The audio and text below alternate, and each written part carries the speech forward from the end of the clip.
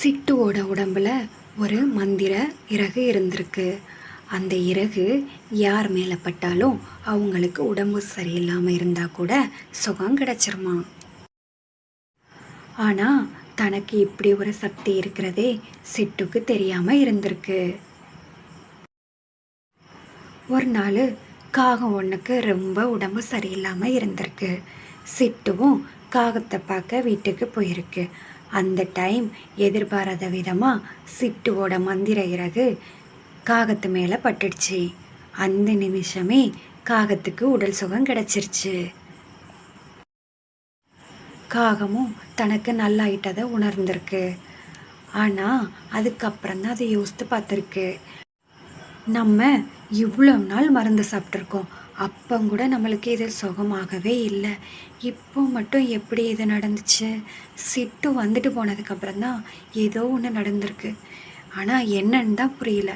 அவள் வந்துட்டு போனால் மட்டும் எப்படி குணமாகும்? ஒன்றுமே புரியல. ஆனால் சிட்டுக்கிட்ட ஏதோ ஒரு பவர் இருக்குன்னு நினைக்கிறேன் அப்படின்னு காகம் தன் உள்ளத்தில் நினச்சிருக்கு.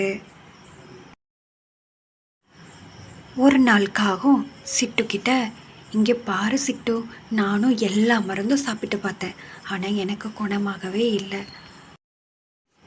ஆனால் நீ வந்துட்டு போனதுக்கப்புறம் என் உடம்புல ஏதோ ஒரு மாற்றத்தை நான் ஃபீல் பண்ணேன். இப்போ எனக்கு உடம்பு சரியாயிடுச்சு. உங்ககிட்ட ஏதோ ஒரு பவர் இருக்குது சிட்டு. அதெல்லாம் ஒன்றும் கிடையாது. என்கிட்ட என்ன பவர் இருக்குது? நான் சும்மா தான் உன்னை பார்க்க வந்தேன். அப்படியெல்லாம் நீ இதை போய் வெளியே யாருக்கிட்டேயும் சொல்லாத. அதெல்லாம் எதுவும் கிடையாது அப்படின்னு சிட்டு சொல்லியிருக்கு. இப்படியே காட்டில் உள்ள மற்ற பறவைகளும் சிட்டு தங்களை பார்த்துட்டு போனால் உடம்பு சுகம் இல்லாமல் இருந்தால் கூட நலமாயிட்டதை ஃபீல் பண்ணியிருக்காங்க. இப்படியே சிட்டு பற்றின விஷயம் அந்த காட்டில் எல்லா இடத்துலையும் பரவ ஆரம்பிச்சிருச்சு. அந்த காட்டில் பொல்லாத புறா ஒன்று இருந்திருக்கு. அது சிட்டுவை பற்றி எல்லாரும் பேசினதை கேட்டதும் சந்தோஷப்படாமல் சிட்டு மேலே பொறாமப்பட ஆரம்பிச்சிருச்சு. அந்த புறா நினச்சிருக்கு, எப்படியாவது இந்த சிட்டுவை இந்த காட்டை விட்டு விரட்ட ஆரம்பிச்சிடணும். ஏன்னா இவளை இப்படியே விட்டு வச்சோன்னா இவளோட புகழ் தான் ஓங்கி நிற்கும். எல்லாரும் வேற சிட்டுவை மட்டும்தான் மதிக்க ஆரம்பிப்பாங்க. நம்மளோட மரியாதை கெட்டு போயிடும். இவளை எப்படியாவது விரட்டணும் அப்படின்னு தன் உள்ளத்தில் சொல்ல ஆரம்பிச்சிருக்கு. அதுக்கப்புறம் சிட்டுவை பற்றி தவறான புரளியெல்லாம் கிளப்பி விட்டு எல்லாரையும் சிட்டுக்கு எதிராக திருப்ப விட்டு சிட்டுவை அங்கேருந்து அனுப்பிட்டு ஒரு நாள் புறாவோட குழந்தைக்கு உடம்பு சரியில்லாமல் போயிட்டு அந்த நோய் குணமாகவே இல்லை. அப்புறம் காட்டில் உள்ள ஒரு சில பறவைகள் சிட்டு இருந்திருந்தா இந்நேரத்திற்கு குணமாயிருக்கும் அப்படின்னு சொல்லியிருக்கேங்க. அதுக்கப்புறம் அந்த புறா ரொம்ப வருத்தப்பட்டிருக்கு.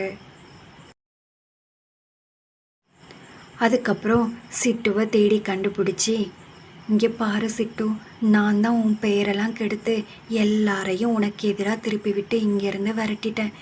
என்னை மன்னிச்சிரு. இப்போ என்னோட பிள்ளைக்கு ரொம்ப உடம்பு சரியில்லை. நீ வந்தாதான் குணமாகும். ப்ளீஸ் என் பிள்ளைய கொஞ்சம் காப்பாற்று அப்படின்னு சொல்லியிருக்கு. சிட்டுவும் எதையும் மனசில் வைக்காம புறாவோட பிள்ளைய காப்பாத்திடுச்சு. அது மட்டும் இல்லை, அந்த புறா அந்த காட்டில் உள்ள எல்லா பறவைகள்கிட்டையும் தான் சிட்டுக்கு செய்த எல்லாத்தையும் சொல்லி மன்னிப்பு கேட்டிருக்கு. அதுக்கப்புறம் அந்த சிட்டு காட்டில் ரொம்ப மரியாதையாக வாழ ஆரம்பிச்சிருக்கு. புறாவும் மனம் மாறிடுச்சு. ஒருத்தவங்க நல்லவங்களாக இருக்கும் பொழுது அடுத்தவங்களுக்கு நன்மை செய்கிறதுனால அவங்களுக்கு நல்ல பெயர் கிடைச்சா அவங்க பெயரை கெடுக்கிற மாதிரி பண்ணால் ஒரு நாள் அவங்க மூலமாக நமக்கு கிடைக்க வேண்டிய நன்மை கூட தடைப்படும்.